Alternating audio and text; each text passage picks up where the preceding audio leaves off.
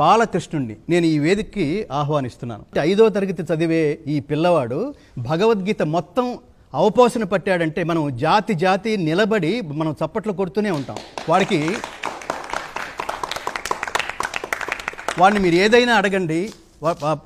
ఈ పిల్ల ఇంకోటి ఏంటంటే చిన్నపిల్లలకి కుదురు కూడా ఉండదు. ఇప్పుడు వాడికి అర్థమైంది కదా, వాడికి కుదురు కూడా లేని వాడికి ఇంత కుదురుగా 700 శ్లోకాలు ఎలా వచ్చినాయి? మీరు చిన్న చిన్న పదం ఇవ్వండి, వాడు శ్లోకం చెప్పేస్తాడు. శరీరం యదవాప్నోతి శరీరం యదవాప్నోతి యచ్చాప్యుత్క్రామతీశ్వరః గృహీత్వైతాని సంయాతి వాయుర్గంధా నివాసయాత్. అద్భుతం రా, సూపర్ రా నువ్వు.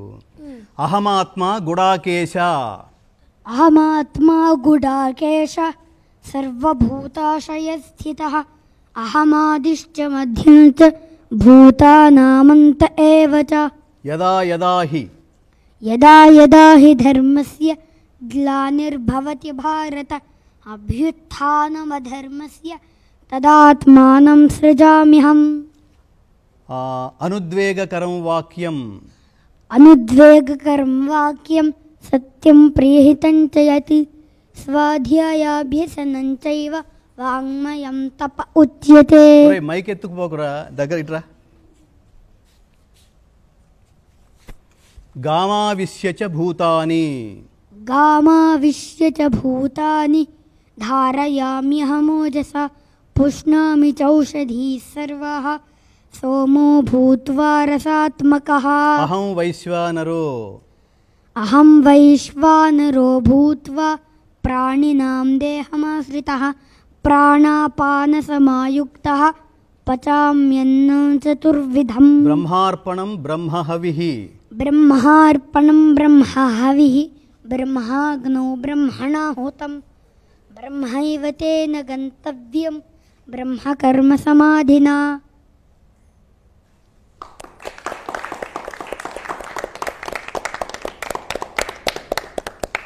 యత్ర యోగేశ్వరః కృష్ణో యత్ర పార్థో ధనుర్ధరః తత్ర శ్రీర్విజయో భూతిః ధ్రువా నీతిర్మతిర్మమ. ఇంకో శ్లోకం చెప్పు. దేవుడు ఏమన్నాడు? సర్వస్య చాహం హృది సన్నివిష్టః మత్తస్మృతిర్జ్ఞానమపోహనం చ వేదైశ్చ సర్వైః అహమేవ వేద్యః వేదాంతకృత్ వేద విదేవ చాహం. చూసారా, వేదాంత కృద్వేద అంటాం కదా మనం. కృత్ వేద విదేవ చాహం. వాడి పదచ్ఛేదం కూడా ఎంత అద్భుతంగా ఎలా వచ్చింది ఆ సంస్కారం. వీళ్ళ తల్లిదండ్రులను అడిగాం మనం, ఇది మీరే నేర్పించారా అని. అసలు మాకు తెలియదండి. వాడి ఇంట్రెస్ట్ కొద్దీ వాడు యూట్యూబ్లోకి వెళ్ళి మా దగ్గర ఫోన్ తీసుకుని ప్రతిరోజు వాడు భగవద్గీత అలా 2 నెలల్లో నేర్చుకున్నాడు. అంటే ఇది ఏంటిది మనకి? దీనికి ఉదాహరణ ఏమిటి? ఇప్పుడు మనం చదువుకున్న శ్లోకం శరీరం యదవాప్నోతి యచ్చ, ఇది ఈ జన్మలో అదంటారా? 700 శ్లోకాలు చదవటం ప్రారంభించడానికి కావాల్సిన వయసు ఏంటి? చాలామంది వయసు అడుగుతుంటారు. వీడు ఏంటిది, ఏ వయసు ఇది?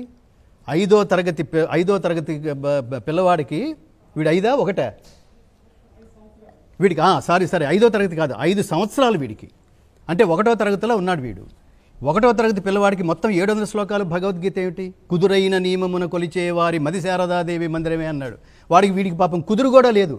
వీడి వెనకాల పరిగెత్తుతూ వాళ్ళమ్మ నేర్పించే అవకాశం కూడా లేదు. వాడు ఇప్పుడు చూస్తున్నారు కదా.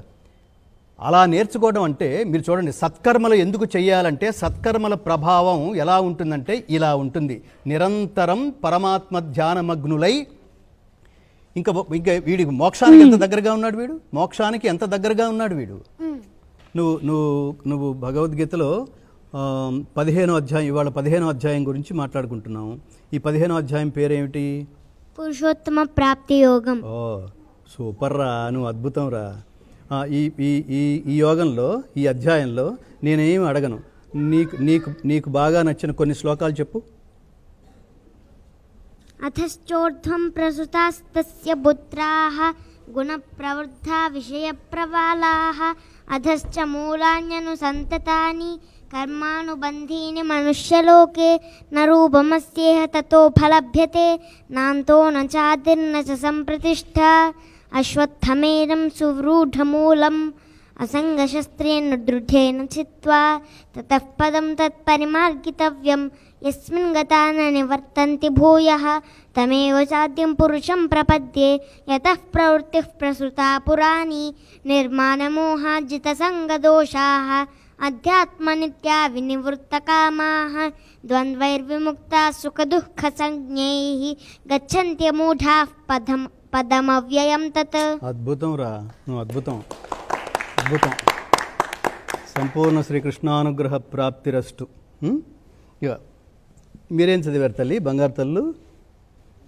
మీరు కూడా 15వ అధ్యాయం చదివారా? చదివారా?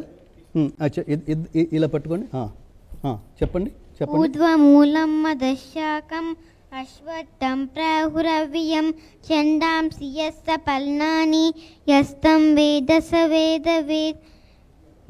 అహం వైద్వానరో భూత్వా ప్రాణినాం దేహమాశ్రితః ప్రాణపానసమాయుక్తః పచామ్యన్నం చతుర్విధం. నువ్వు చెప్పు. అహం వైశ్వానరో భూత్వా ప్రాణాం దేహమాశ్రితః ప్రాణపానసమాయుక్తః పచామ్యన్నం చతుర్విధం. చూసారా? మళ్ళీ కొట్టండి ఒకసారి.